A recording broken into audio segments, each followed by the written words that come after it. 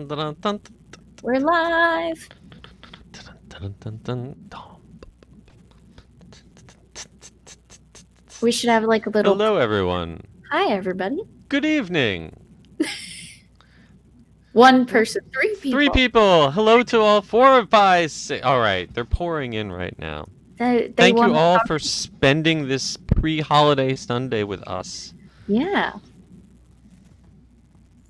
Let's see. Let me make sure my tweet went I don't out. know. There Yes. are a lot of our usual suspects are not posting the chat right now. What the I'm heck? starting to worry. Well, it is the holidays. Oh, there's Michael. All right. Whew. Michael's here. Oh. We're good. I was so worried. I was worried. No, he messaged me earlier today, so we knew he'd be around. Good. Oh, here we go. They all came at once. Hey, there we go. Hi, Rodney. It's the usual suspects. All right. Wow, you guys showed up. All right. Hey, we're 62, 63. I say if we hit 69, we go for it. Oh, we Oh, passed. 71. All right. All right. Blew through it. Let's get started then. Let's do it. 3, 2. Hello, everyone, and welcome to episode 66 of the Attractions Podcast. I'm Brittany, And I'm Seth. and we are here to talk to you about the latest and greatest theme park news and more, as well as what's going on in our own lives. Seth, how have you been this pre-Christmas holiday week? I have been great. Thank you so much for asking. It's a little rainy here tonight. We were supposed to have Santa Claus come in a convertible and do a socially distant drive-through of my neighborhood tonight, but he got canceled because of rain. I guess Rudolph can't handle a little Florida sunshine. But I got to go and attend a concert by Michael James Scott, who was the genie on Broadway in Aladdin, and he also did the tour when it came here to Orlando. And they've set up an outdoor concert stadium outside of the Dr. Phillips Center downtown, and everyone gets their own little 2 or 4 person pod, and you can use a QR code to order drinks to your pod, and it was perfect weather. It was he was debuting his new Christmas album, plus he did some Broadway stuff, and he had surprise guest Ashley Brown from the original Mary Poppins from Broadway. So it was just an amazing concert, and it was great to see a concert out in public again. 'Cause Right. It's been a while. So so that was pretty great way to warm up for the Christmas season. And how was your week, Brittany? My week was good. We've just been kind of hanging out. I've been getting presents coming in the mail, trying to secretly hide them so no one gets to know me. But we've just been hanging out, and I've been watching the Cyberpunk 2077 drama unfold. Popcorn. Pull up a chair. It's been a lot. If you guys don't know, Cyberpunk 2077, when it launched, was a hot mess, to say the least. And now there's possible class action lawsuits being thrown around. PlayStation took the game off the PlayStation Store, refunds bound. But I'm still playing it. And after hotfix 1.5, 1.05, I'm good. It's fine. It's by no means fixed, but I'm not hard crashing anymore. I'm not soft crashing all that much. I can go maybe one whole playthrough without a crash, and honestly, I can deal with that. I think people have to understand that these AAA titles, I mean, literally, they only spend a week or two putting them together, and they've got 3 guys in a closet.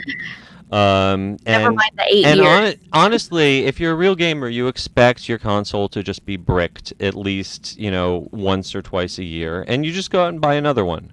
That's easy, right? That's no Well, there problem. are some games like Deadly Premonition, if you guys have ever heard of that one, where it is janky, but that's like a feature. Right. Not a bug, it's a feature. The jank is a feature, so sometimes you just have to roll with it. There was a back in the day of the GameCube, what was it, Eternal Darkness? There was a game that at one Yes, I point think tricked you into thinking it had deleted your save game.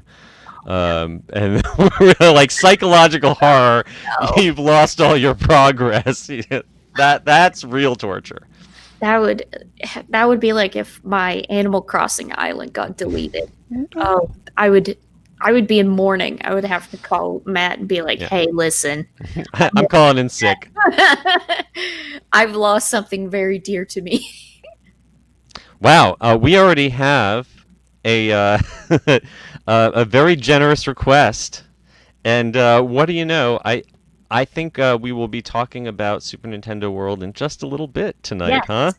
Thank you so much, Levi. We will discuss this. We will for sure. All right, let's get started with some news In the queue.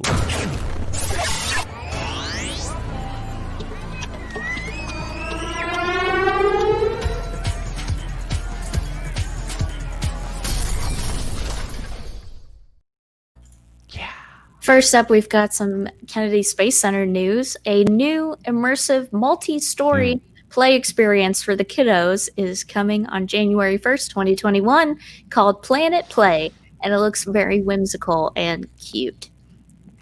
It does. It kind of looks like an updated version of the crawl space that's at the end of Mission Space.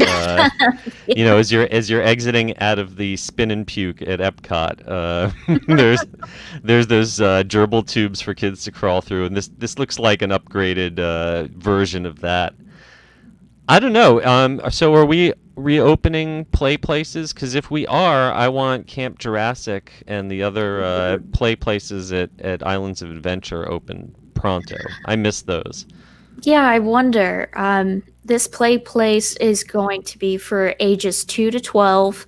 They haven't said anything about specific safety protocols the kids will have to abide by, but they still have mask requirements and things of that nature. So yeah, I know that Kennedy Space Center has been observing all the same restrictions as the other big parks, but I guess touch is not a big source of transmission, but it seems an awful lot of surfaces that they're going to have to keep clean. I know all the gyms, climbing walls and stuff like that are mainly not in use, or if they are, they got to be shut down to be sanitized frequently. So I'm curious to see how that's going to go. But it definitely, the concept art looks fantastic. Is there a height limit? Will they allow big kids in? I think if you shave your beard and I dress like a child, we could both pass for 12. Oh, totally. We could go do it.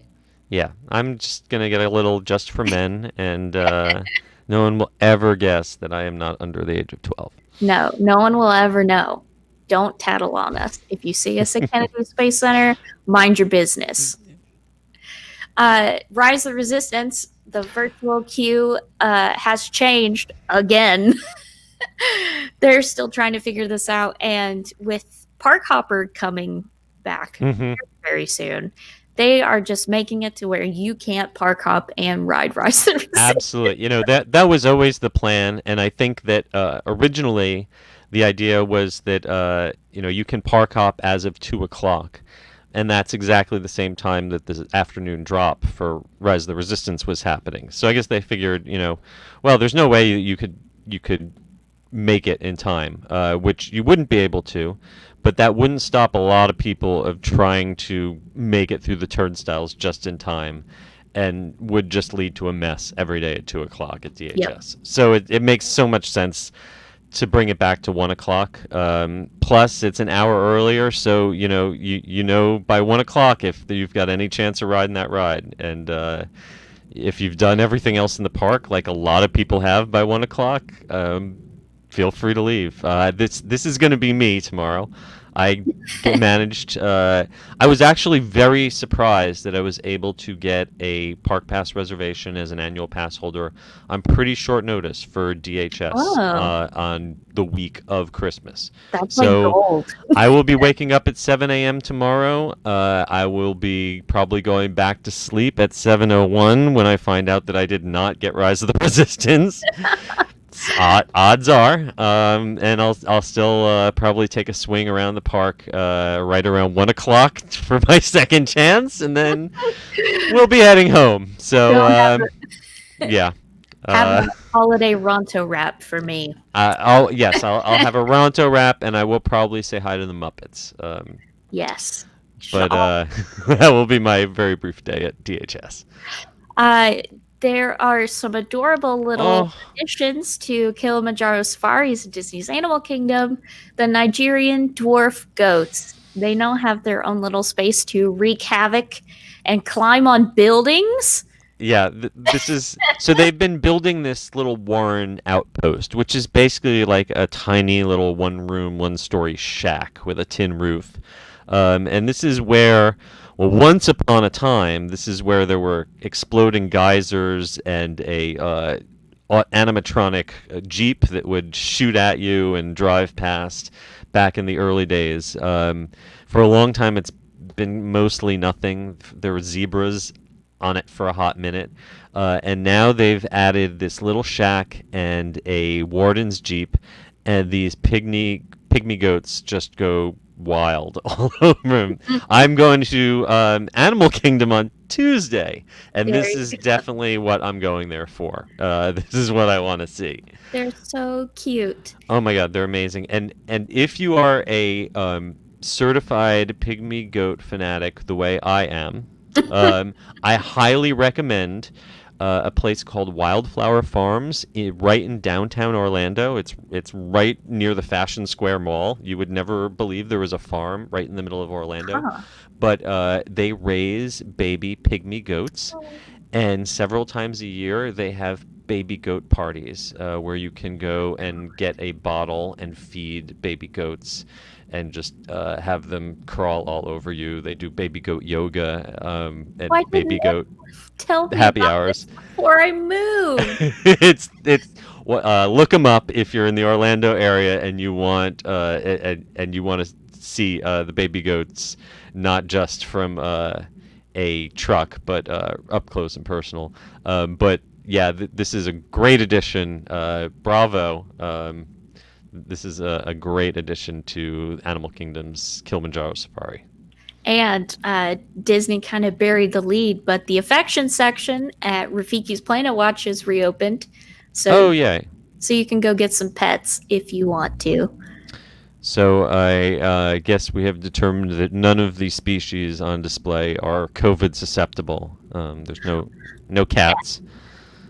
No cats. Yeah. No tigers. Good. I think they have goats.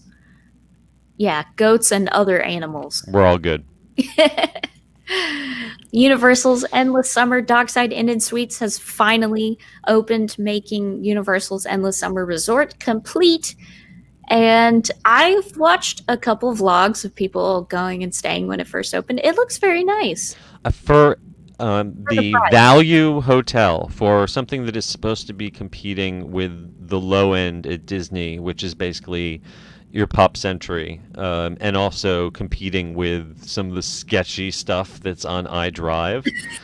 This is great. I stayed at the other the Surfside Inn side of Endless Summer, and it was really nice. The color palette is slightly different. I think there was a little more of a psychedelic hippie bright colors at the other one, and the palettes look a little cooler and more natural, but it's a really subtle difference. It's pretty much the same layouts, the same rooms on either one.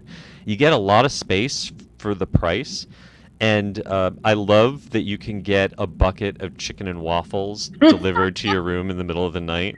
I'm tired of delivery pizza. Delivery chicken and waffles, that's my speed. I really like that you can get, I think it's $155 for the 2-bedroom suite. Yeah, it's a great deal. Such a great deal. And then if you want a standard room, it's less than $100, which if you're vacationing in Orlando, it can get expensive really quickly. And the hotel will either make you or break you as far as your budget. So I think this is... It's really, it's kind of a toss-up.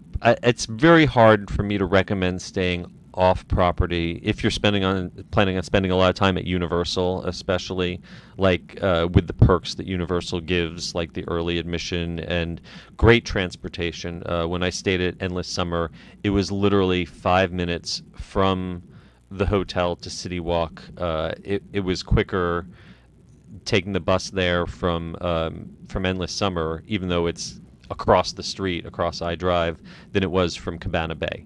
Huh. Wow.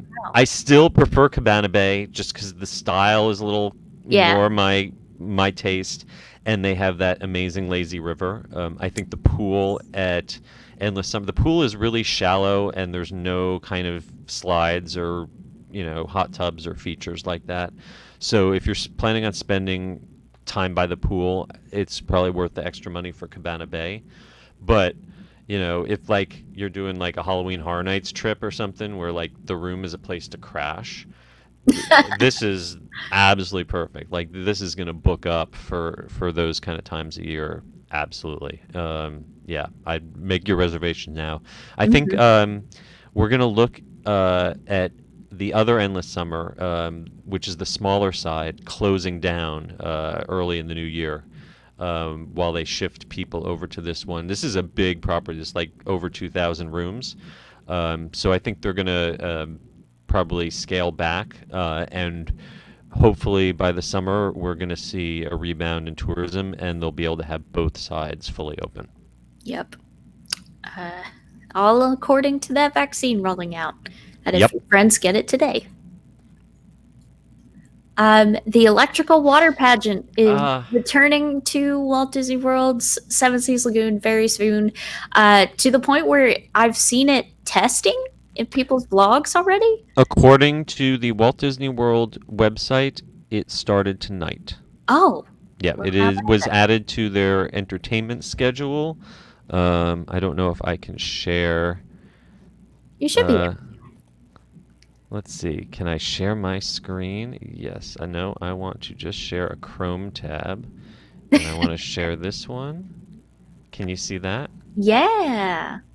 So, according to this, between 8:45 and 10 p.m. this evening, Sunday.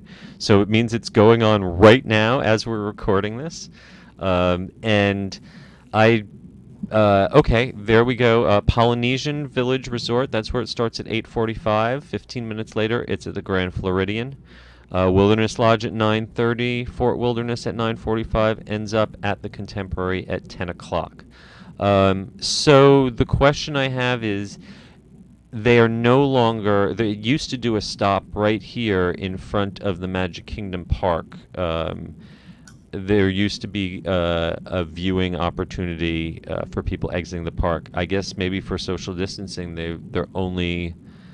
I don't know how long ago, to be honest, they did that location, but it looks like they're only doing hotel guest accessible locations, and there's no way to see it from the Magic Kingdom. Or if you will see it, it will be from a far distance away across the lake. Honestly, that's fine.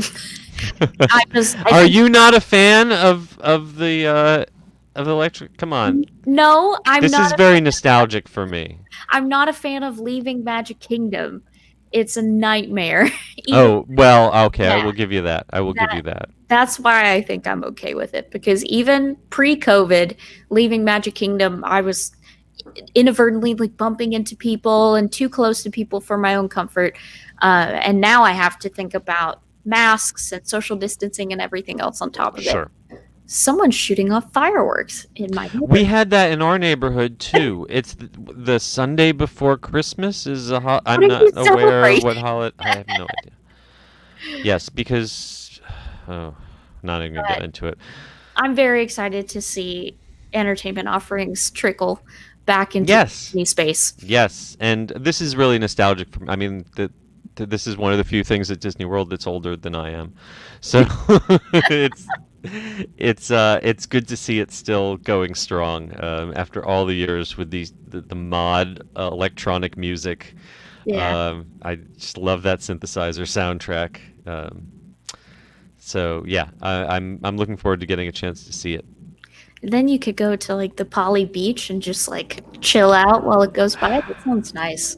Dole Whip. Yeah, I mean, I, I guess I could take the monorail, or I could walk Oh from Magic Kingdom on the new walkway all the way to the Grand Floridian, and hopefully they won't tackle me to the ground for being there without a hotel reservation.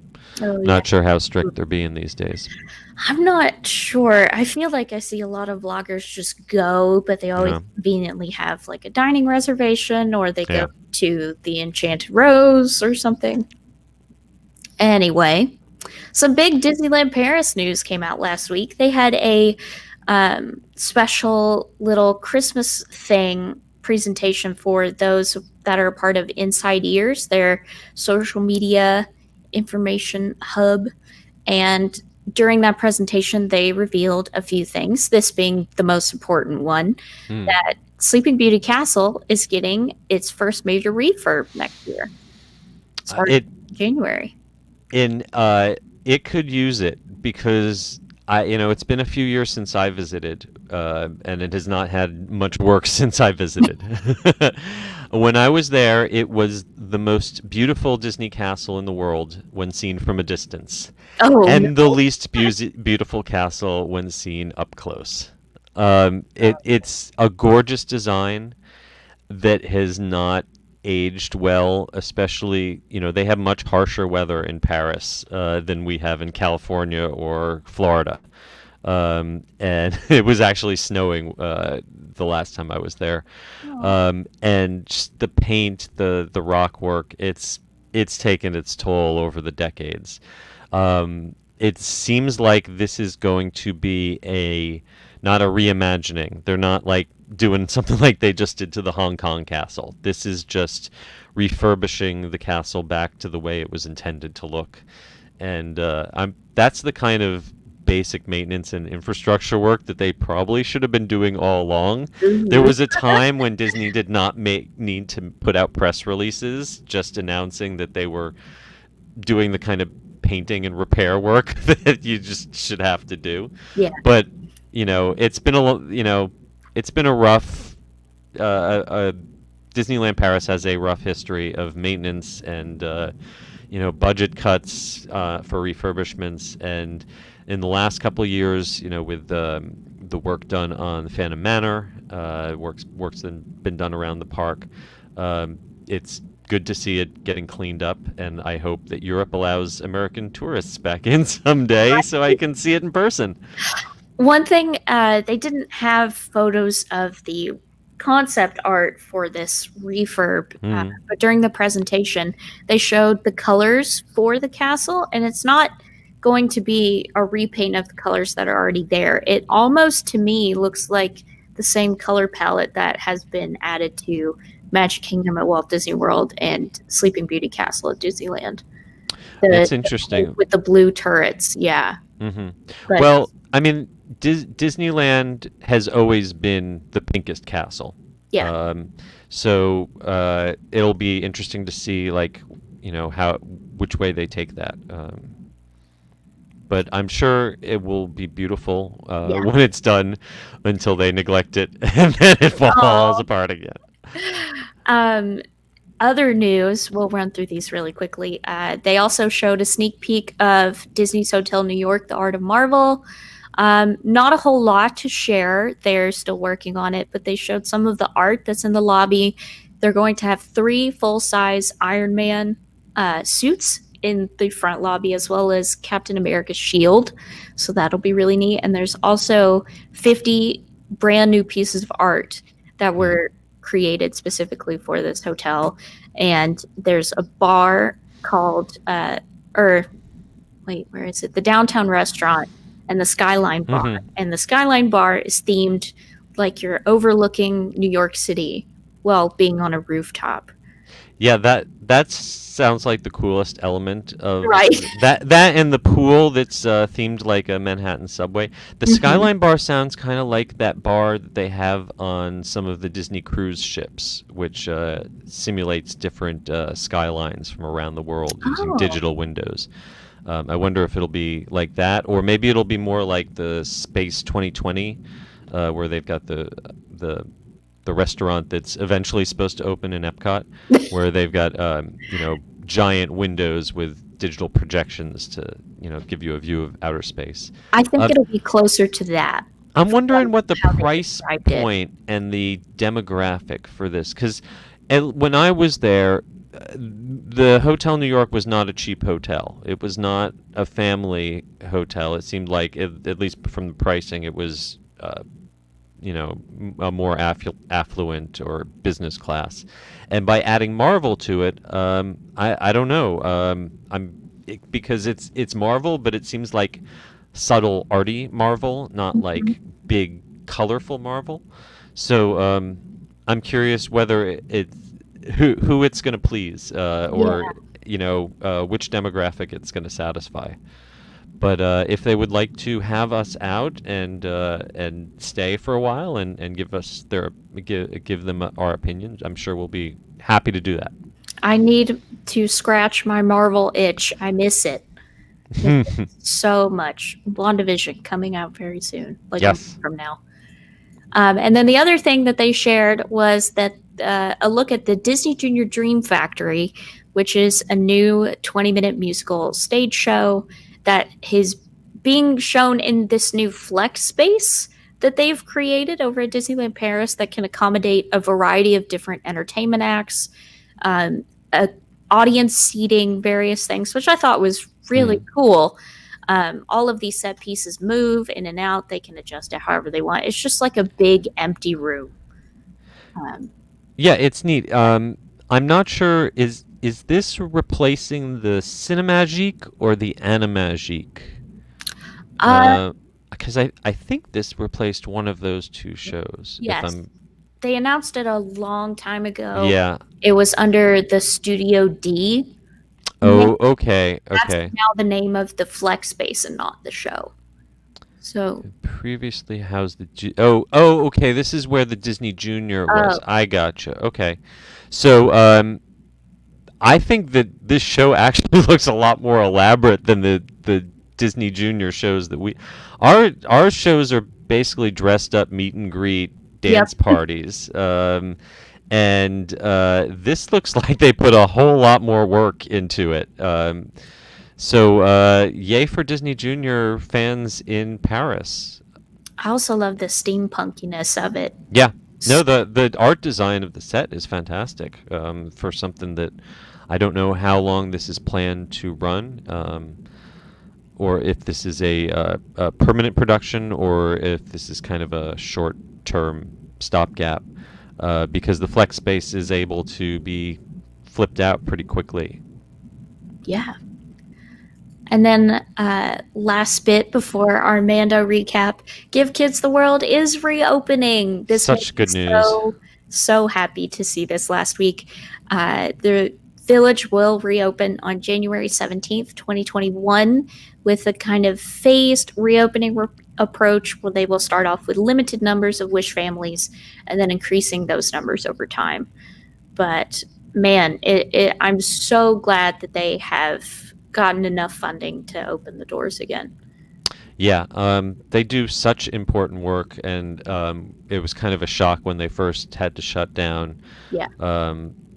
They've been doing this nighttime light walkthrough event to raise funds. That's just gotten great feedback. Everyone I know who has been to it has just raved about it. And that's kind of literally kept the lights on. But it's great to see that they're going to be getting back to their mission. I'm sure they have infectious disease experts from Nemours, which is a big children's hospital here, who are advising them. So I'm sure they're doing everything in a safe way. But yeah, it's good to see. The kids who participate in Give Kids the World have been through a lot, even before COVID, and so it will be really good for them to be able to focus on that, and get back to that mission. Yeah. And just so you guys know, more than 6,000 kids had to have their wish list postponed while the village was closed. So working through that backlog. I'm sure everyone over there is super excited about it. But that's it for news in the queue. And now we get to the part of the podcast that I feel like Seth has been dreading. I'm vibrating. Where we talk about the season 2 finale of The Mandalorian. It was a lot. It was. I will say, I kind of felt a little numb watching it. My wife sat next to me and wept, like ugly cried through the last 10-15 minutes of it. I had mixed feelings. Why don't we start? First of all, obviously, spoiler. So if you haven't watched, if you're not getting up at 3 a.m. Eastern time on Friday, obviously you're not a fan. And by now, yes, if you haven't watched it yet, please, crawl out from under your rock, go watch it, and then come back and listen to this. Yes. Why don't you give the recap? All right. So chapter 16 called The Rescue, which immediately lifted my spirits because I was like, last week was the tragedy. Come on. And so Mando and Cara Dune abduct Dr. Pershing, the clone engineer. They finally confirmed that he works on clones from an Imperial shuttle, which they made the Empire scary with this whole interaction.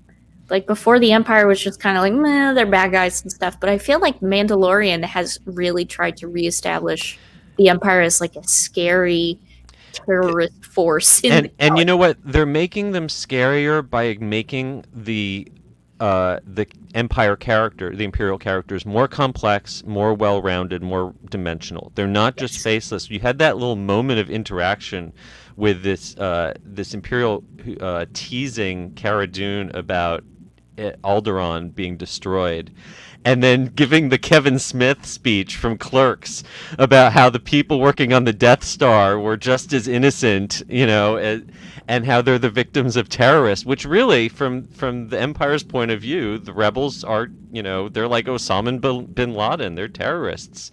So, by bringing that out, it's kind of funny that the kind of things that we'd had fan theories and debates about now become like the text in the show. But yeah, that was just such a great way to twist the knife and really make the Empire seem like more of a threat than they've been in some of the movies. And it's just the remnants at this point. Like the Empire has fallen. Yeah. But anyway, Mando and Boba Fett visit Bo-Katan and Koska Reeves, aka Sasha Banks, at a cantina. And Bo-Katan, despite her saying like stuff about how the armor doesn't make the Mandalorian, straight up is super rude to Boba Fett. And it's like, you're not a Mandalorian, you're donor. You're a clone. Like, which is kind of racist. Like that's racist. But what is this? What is the situation in the Star Wars universe about rights for clones? We touched a little on it in the Clone Wars series, but like, first of all, he shouldn't have to go around and explain that he's not a modified clone like all the clone troopers. That he was a pure clone, so that he's just as human as anyone else.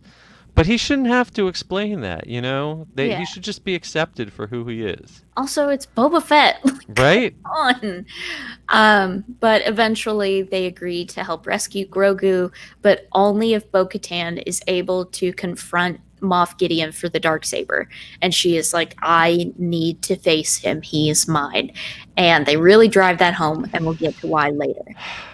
So Dr. Pershing helps them figure out their attack plan, shows them where Grogu is being kept, shows them how to get to the bridge and how to get in. And once they crash through a TIE fighter launch tube, which was awesome, Koska, Fennec Shand, and Cara Dune all are like super women, and they just go through blasting every stormtrooper in sight. It was so cool, and it stood out to me in that it didn't stand out as much as the all like the A team of Avengers did in Endgame. Because that, to me, with all the female superheroes, felt like fan service, where this was just like four tough women kicking butt. But this is all fan service. I mean, let's be honest. It's all fan service. But you had Peyton Reed is a really great director. I think that the Ant-Man movies are underrated. So good. They get overshadowed by some of the bigger Marvel movies. But he's a great visual director, and also like in terms of action, all of those fight sequences are so well paced and plotted out. Like, it's not just a blur of people swinging their arms around and like Jason Bourne or something, and then all of a sudden the good guys won. You can sort of see the logic of the fights, and these women look cool fighting because it looks like they're actually doing the fighting, not just like the camera's shaking around and making it look like they're cool. Yeah. Oh man. And then while they are providing the distraction, Mando sets off to the brig to find Grogu and finds the Dark Troopers have been activated and attempts to steal them off, but of course one breaks through and beats the crap out. Like him getting bashed in the head over and over and over. It was so intense. It literally was just punching him with all the force of these scary droids could possibly handle. There was one point where I thought the helmet was going to cave in on itself. It was so tough. But he uses the Beskar spear to impale it and destroy it, and then makes his way to the brig, where he finds Moff Gideon holding the Darksaber over little Grogu's head with baby-sized handcuffs. We literally screamed. Like on our couch, we both just sort of let out this guttural moan of agony. Like that, you do not do that to Grogu. That's just wrong. That's also child abuse. Why do you have child-sized shackles? If you're the Empire, you have a lot of those just lying around. I'm sure. That's how you know they're the bad guys, because they have child-sized shackles. And then Gideon is like, I just wanted to study his blood. That's all I wanted. You can take him.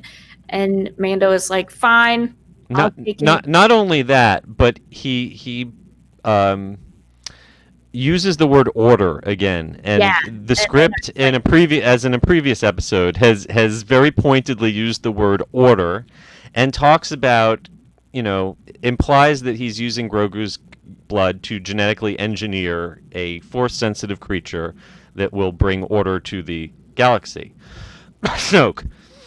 So at least finally we are getting a rational a retcon that will finally tie the events of the old trilogy to Force Awakens in some way that makes more sense than the scripts of the actual sequels.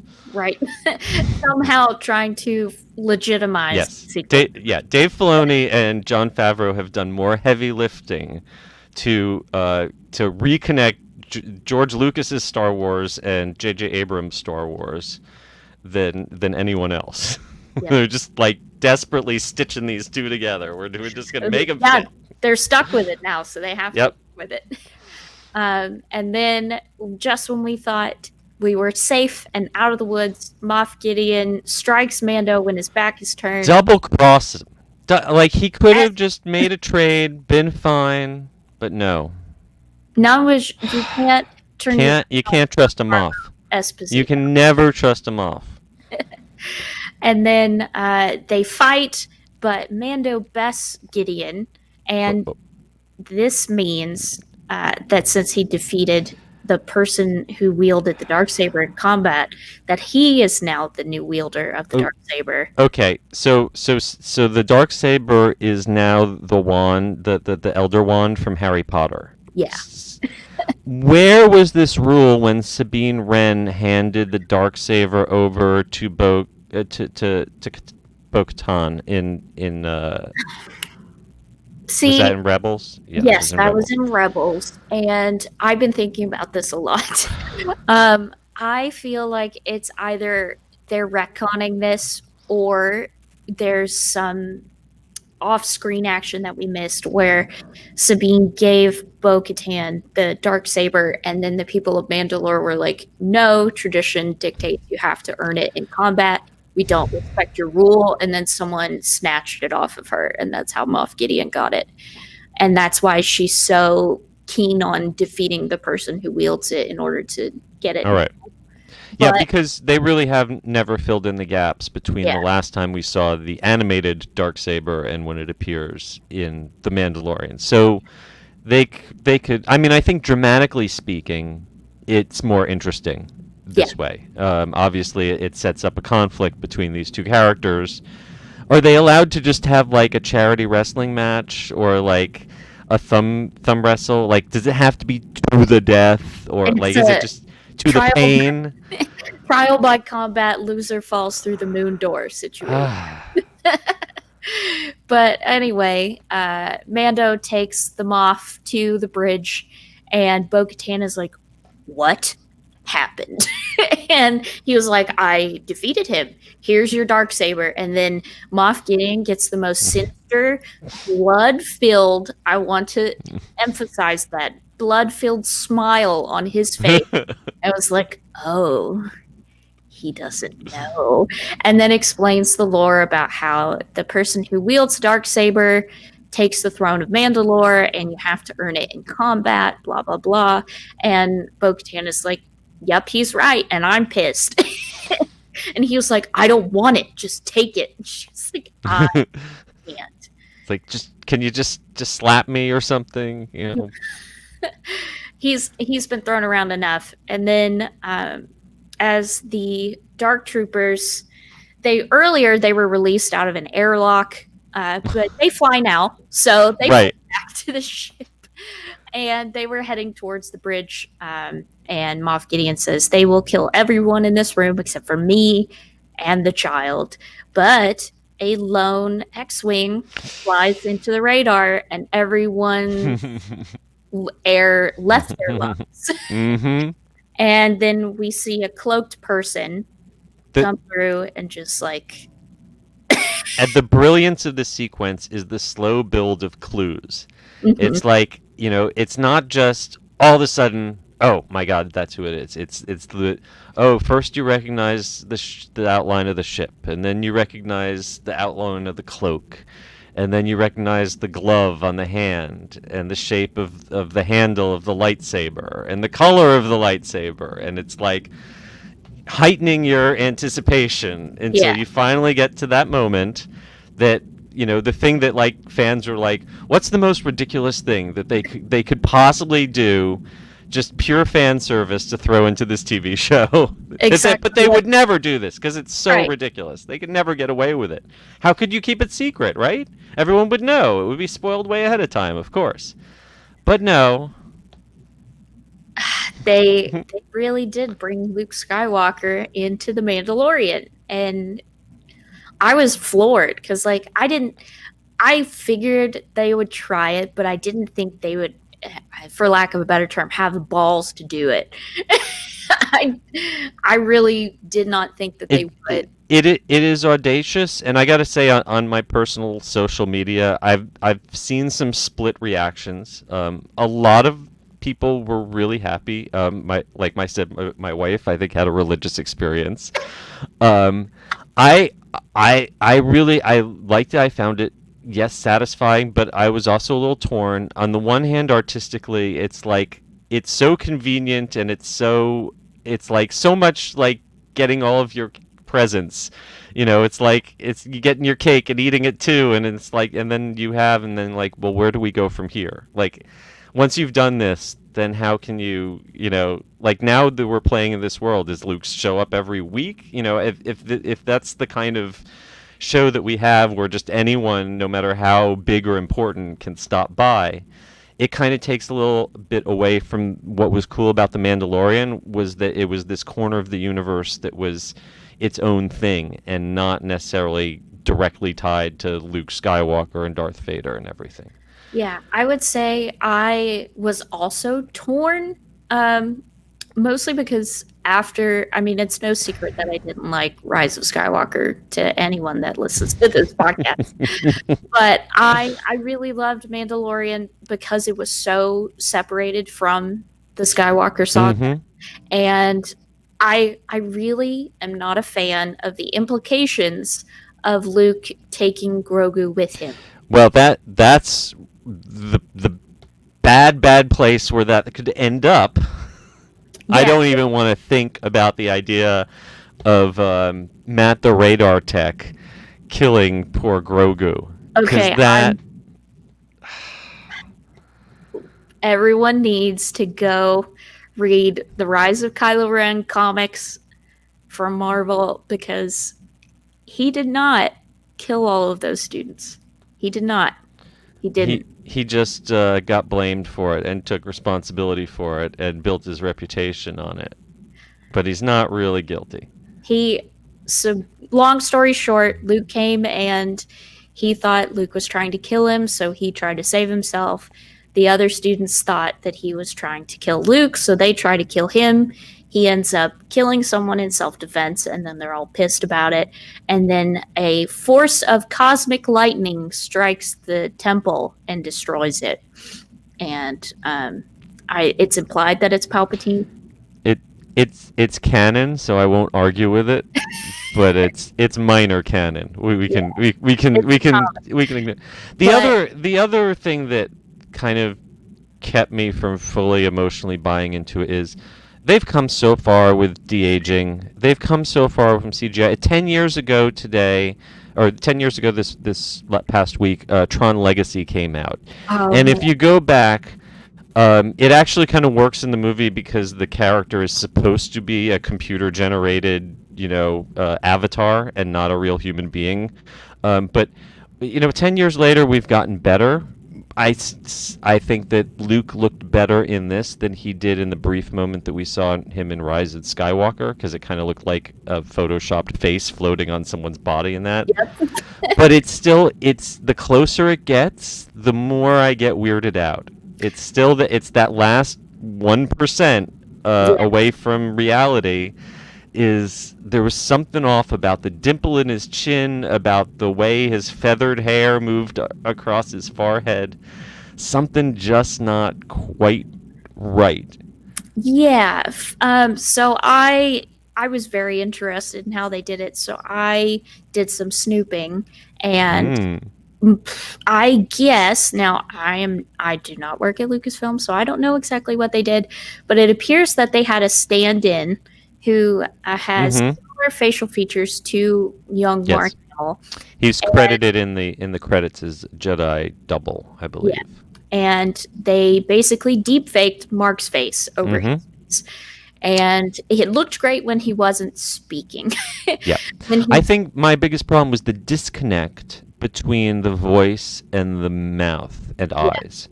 It didn't, it sounded like Mark Hamill's voice that had been processed to make him maybe sound younger. Because Mark Hamill's voice today does not sound like it did.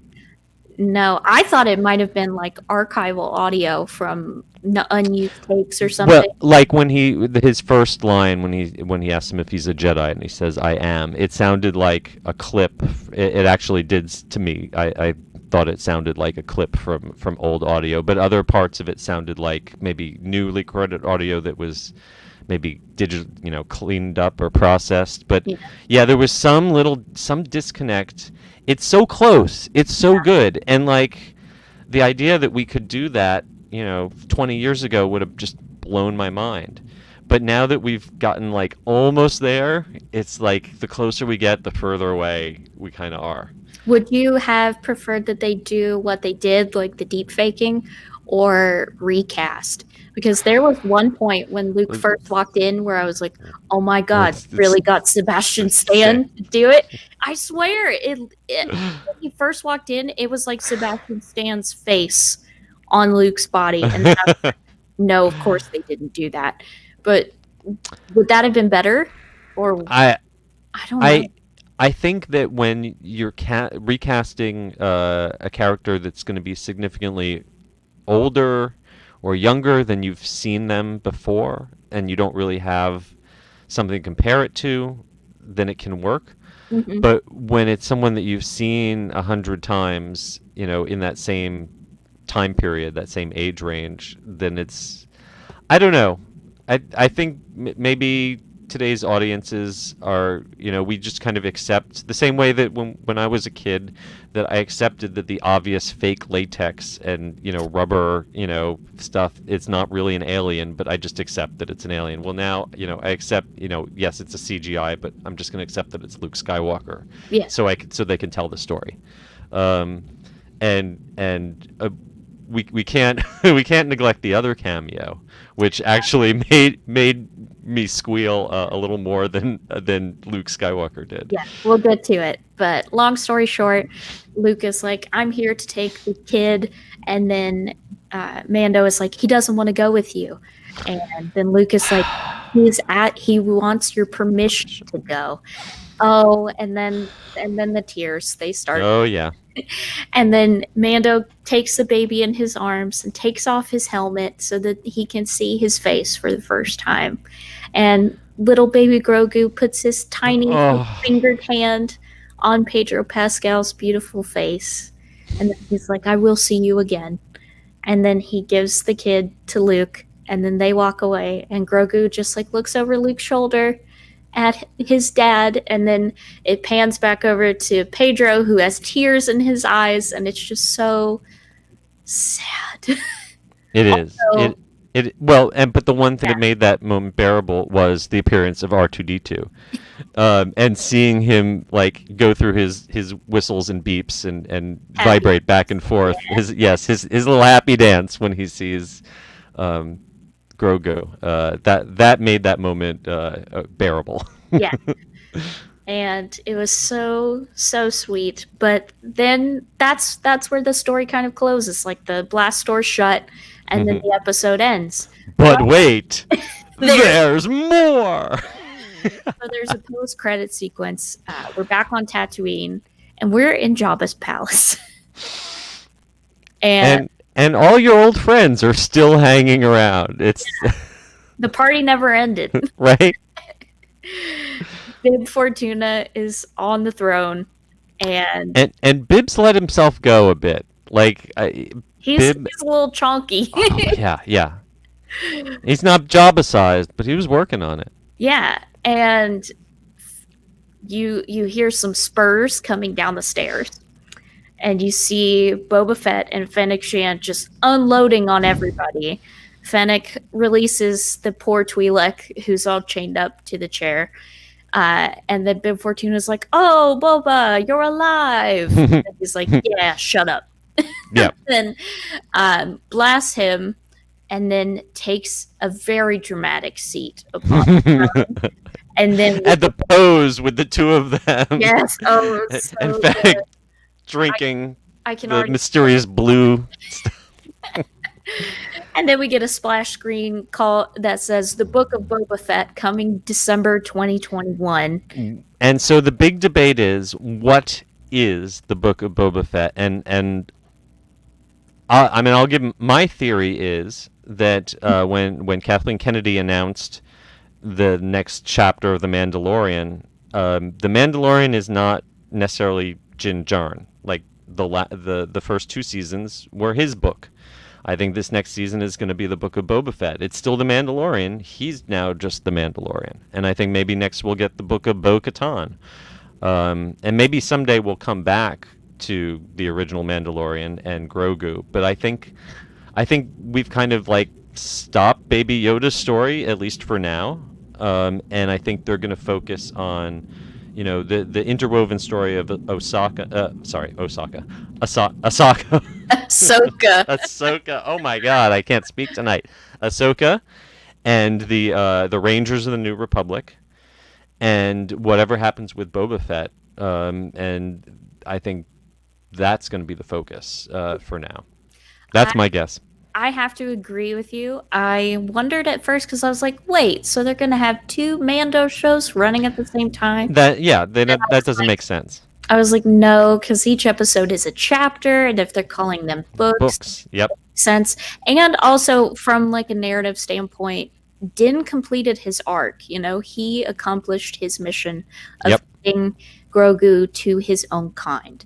And he did that. And as of right now, until they decide to confront the dark saber shaped elephant in the room, there's nothing for him right now. Mhm. And that could come in the Book of Bo-Katan down Yep. the line. But there's so much potential with Boba Fett right now. And I was never a Boba Fett person. But this, like, Robert Rodriguez's episode in this season made me like Boba Fett because he's just cool and tough and can kick so much butt. And I can't wait to see him on Tatooine. Could you imagine a whole Star Wars show mostly set on Tatooine? I feel like all the fanboys would just keel over and die. Yeah, and well, we're going to spend a lot of time in Tatooine on the Obi-Wan Kenobi show coming up, I'm sure. I can't wait for that too. I am sure they are now kicking themselves. They decided to build Batuu and not just build Tatooine. That was the first thing that we said when we finished the episode. I was like, now they're regretting setting it not in the OT, because then they could have had Boba Fett and Luke and Mando and Grogu and all this other stuff. It's not too late to tear it all down, start over. Just a quick re-theme, shut it down for like 6 months, and then repaint stuff. Throw some sand on the ground. It'll be fine. But that was season 2 of Mando, and it was a lot. And it was a lot. It was a lot. Awesome though. Though at the same time, I kind of felt icky that it was setting up all of these spin-offs, and it was so blatantly setting them all up. But that's just a me thing. Yeah, I was reading some article online about this represents the Marvelization of Star Wars, and that, you know what, if they can keep up the high quality that Marvel has, go for it. Marvel has managed to turn out movie after movie after movie, and even the worst Marvel movie is still pretty good. Yeah. So if they can, if they want to create product that's interesting and is attracting good actors and good writers and good directors and putting people to work and giving me things to watch, I'm not going to complain about that. Yeah. I think the future of Star Wars is definitely in TV. That's for sure. I feel like that medium is the perfect way to tell these extended, multi-layered stories and highlighting different characters, because there's so much you have to cram into a 2-hour movie that it feels like breakneck. Yeah, it's funny, if the next few series carry on this high standard, it really sets a high bar for the next theatrical Star Wars movies. People are used to getting something this good basically for free at home. It's going to take a lot to get people to go back to a movie theater and pay money for a ticket. Yeah, Patty Jenkins, we're looking at you. Yep. Let us down. And before we go to our main attraction for this week, we have a super chat. Levi, my goodness. Oh my god. Oh my god. Whoa. First of all, wow. Okay, well, we will talk about this all you want. Like, we'll be here all night if you like. That was amazing. You provided us the perfect segue into our main attraction, so thank you so much. We're going to talk about Nintendo, y'all. Yes. So, if you've been living under a rock this past week, there was a very special Nintendo Direct, all about Super Nintendo World. Hosted by Shigeru Miyamoto, who he fondly referred to himself as Mario's dad, which I thought was so cute. Everything about this was so cute. I want to go to this park and hold his hand and skip through a warp tube with him and just like have him, because he seems to geek out just as hard as any fanboy over all of this stuff. It made me so happy. So he starts off the video in this very lovely warp pipe photo op, which you can actually like stand in these and take a nice vacation photo. And then he walks into the warp pipe, which is our entrance, like the Batuu tunnel. And he talked about how they had never designed the inside of a warp pipe in any of the games, and they tried to make it super intricate, but then they just decided to go kind of simple with it. And on the other side of the warp pipe is the lobby of Peach's castle. And once you're inside, it has the lenticular portraits like from Mario 64, and the music from Mario 64 plays in the lobby, and it's so lovely. This brought back some really strong memories of, like, I don't know, 1996 or so. Yeah, And then, holding that weird controller for the first time. it makes you want to go get the Super Mario 3D All Stars and pop that in. And then we got a very nice overview of the whole land. We got a look at Mount Beanpole, and then the backside of Peach's castle, the ninth wonder of the world. It's a lot smaller than I expected. At least in this image, it looks rather small. It probably doesn't look that small in real life. Yeah, that's. I think that you're going to be so kind of awestruck looking at everything spread out in front of you that you're not going to turn around to notice that the castle looks a little small. And then after we walked out of the castle, Miyamoto showed us the power-up bands and exactly how they work by walking up to a giant cue block and punching it. And if you don't know what these are, it's kind of like a magic band adjacent, but this enables you to take part in the activities, which is what they call the interactive elements in Super Nintendo World, where you can scan a QR code on the back, which lets you open up part of the Universal Studios Japan app. You can collect coins, points, keys, and look at your rankings versus other people in the park that day and see who's getting the most coins, which is very cool. And also, something that they haven't said till now, we almost call the magic bands, the power-up bands work like amiibo, so you can use them on your Nintendo consoles at home as amiibo. Ooh, that's pretty neat. Yeah. I am glad that they have made an app for this, though, that works with iPhone and Android, because I do not have a Switch, and I was afraid that this was going to be something that would only work with a Switch.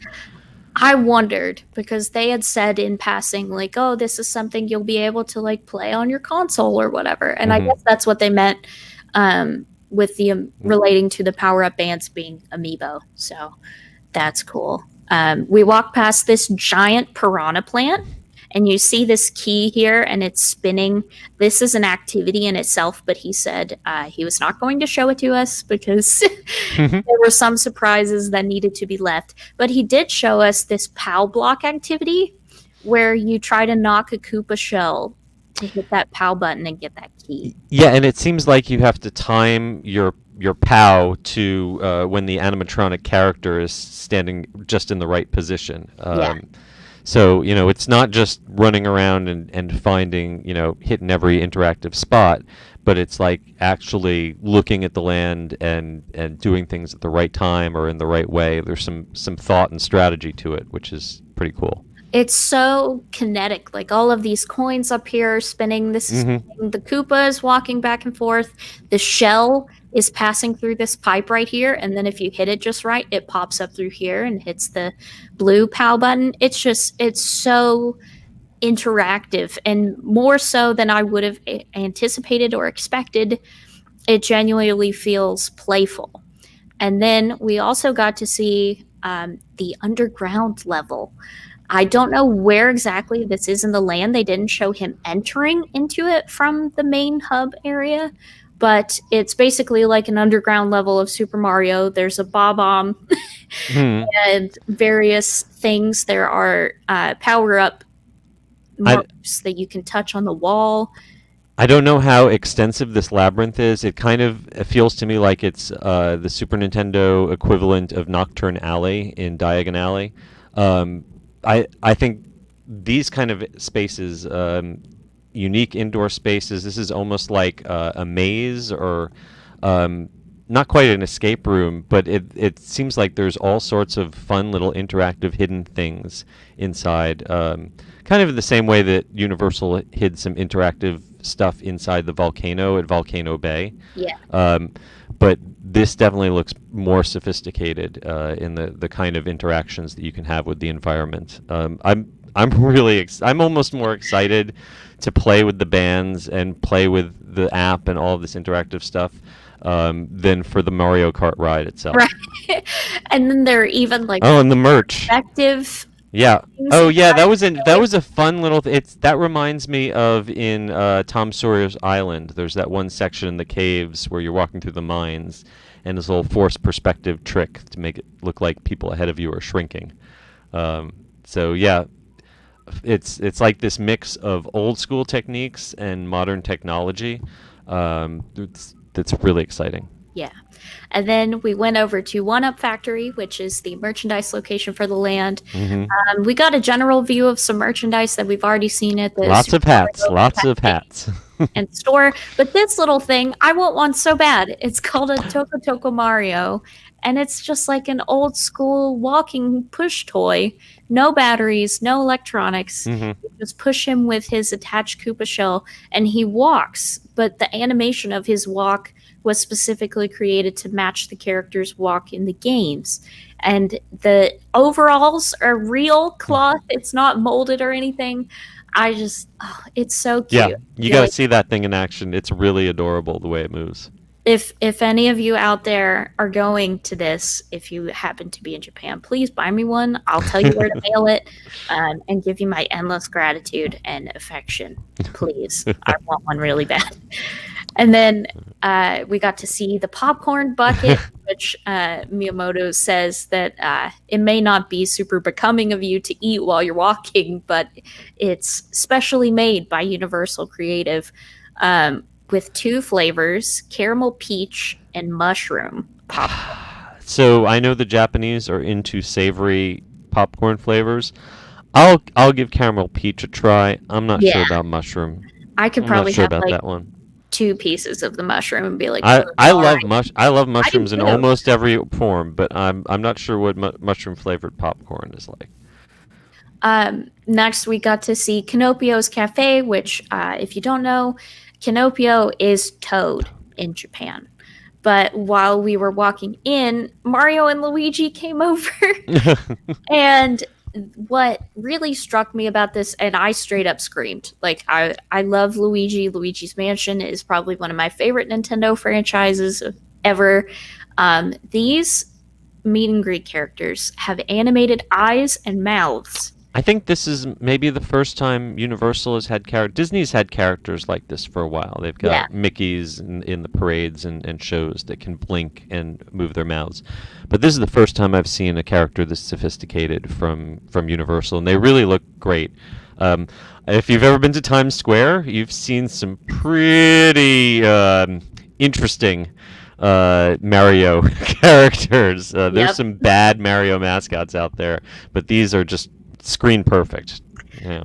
And I feel like they might have some kind of like voice speaker thing going on, because the way that they responded to Miyamoto when he was talking to them seemed to timed well, and also Yeah. the echo of the sound. It sounded like they were doing it live.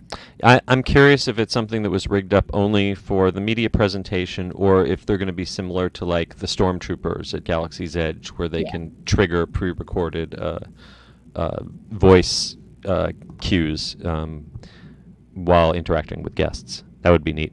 Yeah. We used to have the Talking Mickey that could do that, but we don't have love him the anymore. Talking Mickey. R.I.P. Talking Mickey. We miss you. But then we went into Canopio's Cafe, which is very cute. Oh, There are windows throughout where all the toads are making your food and you can watch them okay. make your food. Can I just say that the Muppet restaurants that we have in Disney, the Smokehouse in Epcot and the Pizza Rizzo in Hollywood, this is what they should have had. We should have had windows in there so we could see the Muppets making our food. This, I will go. I don't care if, I'm sure all the food in Japan looks amazing. Yep. But even if it tastes terrible, I will go to this restaurant just to watch the toads making my pizza. Seth will be like right there, standing in front of the window, just like, oh, hey, I'm just here to watch the toads. But the food looks great. They showed us a few options, like the Mario burger, which is a mushroom bacon burger, a super mushroom pizza bowl. And they didn't say what it was, but it looks like a caprese salad. Yeah, that salad looked really neat. And everything is so colorful and so perfectly presented. That Q block tart thing looks so delicious. But then we walk up to the big behemoth, the Bowser's Castle, that houses Mario Kart Koopa's Challenge, which, if you don't know, Koopa is Bowser in Japan. And we got to walk a little bit inside. They were really bummed about showing this attraction. I don't think we saw anything that we hadn't seen in previous releases. Obviously, I haven't been following the project closely. It was new to you, but I think the interior shots are all ones that had been previously released, and we didn't really get any specifics about the augmented reality goggles that they were going to be wearing during the ride. We just know that they're there. Yeah, I think this is the first time that they've actually shown the goggles, like very clearly shown them. But we've seen the Bowser statue before, all the trophies, the load area. Yeah, and if you want to know what these goggles look like, do a web search for a product that came out a year or two ago called Lenovo's Jedi Hologram. It was Jedi Holo Battles. It was a augmented reality headset that you could put a cell phone into and do Star Wars augmented reality. And the design of these AR headsets looks very, very similar to those. So take a look up, and might give you an idea of what this system looks like. Yeah. And then after we got to the load area, that was the end of the direct. And Miyamoto gave some kind condolences to those of us who are not able to travel to Japan right now, which I thought was very nice because I didn't expect, I know some of you want to come, but you can't. Well, and even if you are in Japan, you might not be able to go. There's a strict lottery for the previews, and even stricter restrictions against putting up photos. So if you did happen to get invited to these previews, please do not post those online. They will find you. They will track you down. The Nintendo ninjas. Yeah, they're real.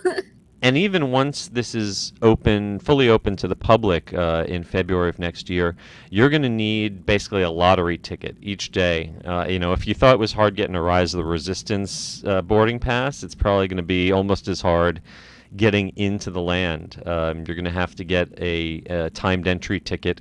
And I'm sure there are going to be plenty of days where there are more people in the park than there are timed entry tickets. Yeah.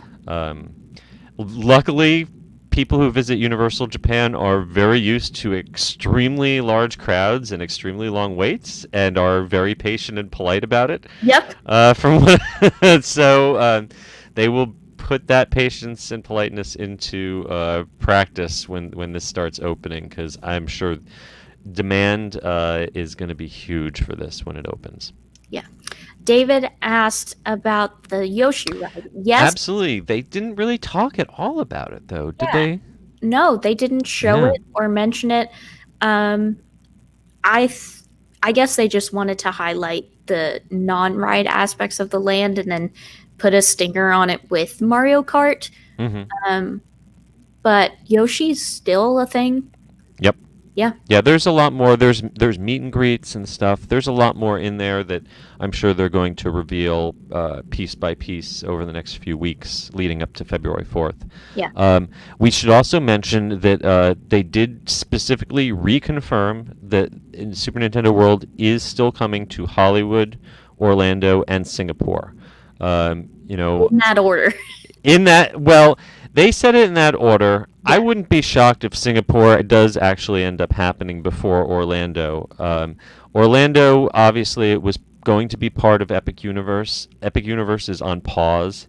It is not canceled. They specifically said it's not canceled, but that it is not being actively developed. In the sense they're still doing infrastructure. They're still building the roads. They're still kind of clearing the land. But it's going to be a while. Whether that means that they move Super Nintendo World somewhere else in Orlando and not part of Epic Universe, maybe. Ooh. But it's still a few years away.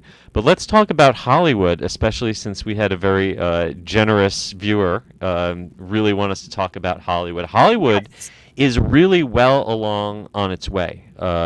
exterior construction is not complete, but very far along. We can't say how far along the interior of the Super Mario Kart ride is there. But if I was to take a guess, I would say that they could have that ready for Christmas of 2022 if they wanted to. And Might it be it might Mario Kart. spring of 2023 be more likely? Possibly. I think a lot of the opening of it will depend more on um, economic recovery in the United States more than how quickly they can get it finished. Because especially once they finish it in Japan, and they know what they're doing and they've worked out the bugs over there, they can probably get it finished up a lot quicker over in California. The other thing is California is going to be a little smaller. It does not look like the Yoshi ride is part of the one in California, and we think that's probably mostly because the ride system for the Secret Life of Pets ride is almost identical to the Yoshi ride, and it would be redundant to have both of them. But it's possible there could be something else small added to the Hollywood one that we don't know about, to make it unique. Um, but what do you think? What's your guess as to when we're going to see it open in Hollywood? I would say 2022 is generous. I would expect 2023, Yeah, if I'm being honest. yeah. Um, just because of everything with COVID and Hmm. California's parks being closed since March, it's going to take a while for them to recover and really get back into gear. And for the park to operate not at a deficit with Hmm. everything. So I would easily see like a spring, summer 2023 for sure. I think that's reasonable. They didn't stop work on it. It was weird. They would like do some work, then kind of paused a little over the summer, then they got back to it. They've also been working on finally finishing the Jurassic World ride down there in the lower lot. There's also been talk in that lower lot of getting rid of the Mummy, which is kind of overdue. The Mummy in Hollywood is not nearly as good as the Mummy Okay. in Florida, and I think there's probably better uses of that space. But yeah, I would say I would put good money on it being open sometime by 2023. And I think there's a shot of it opening before the end of 2022, especially if we have a big economic rebound at the end of 2021 or early 22, and they see there's an opportunity, especially if Disney isn't opening anything new. They've got Disneyland has the Avengers Campus, which should maybe at this point open whenever California Adventure reopens. Yeah. And they're going to have the new Mickey and Minnie's Runaway Railway open in Disneyland. But beyond that, there's not a lot of stuff in active development for Disneyland.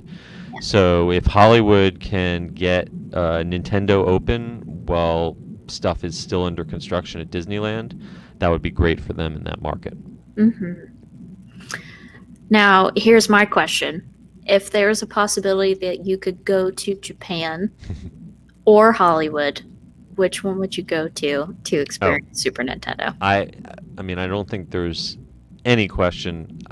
I think the Japanese version of Super Nintendo World will be the best one by far until the Orlando one opens. Right. Um, if the Orlando one does eventually happen, then that will probably be the most plussed one. But until then, Japan's going to be the flagship, and I think it would just be so cool to experience it in that culture. I think it will probably be a little awkward since I am not exactly fluent in reading or speaking Japanese, but hey, I wouldn't let that stop me. I think they appreciate if you try more than I'll anything. try. Yeah. I'll try. I want to put something out in the universe just in the off chance that we get a Super Nintendo World expansion 10, 15 years from now. Mm-hmm. I want a Luigi's Mansion dark ride Yes. a la Men in Black.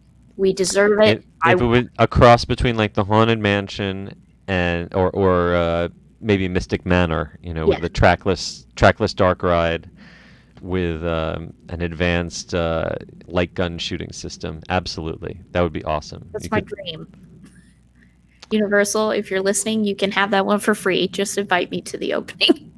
And I want a Star Fox interactive simulator where I can actually climb inside a cockpit and have like full 360 degrees.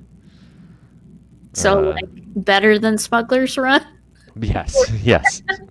Yes, better than Smuggler's Run. If you're listening, those are our wishes. Please. Our demands, please. We'll take whatever we can get, though. Yeah, at this point, I will take the crumb of mushroom popcorn that someone leaves. I will take a Dr. Mario playground where I just have pills dropping on my head in a big ball pit. Now, if we were really being generous, an Animal Crossing area where you can meet Isabelle and Tom Nook, that would be... Yeah, but the interest rate for that meet and greet is so high, you can't afford it.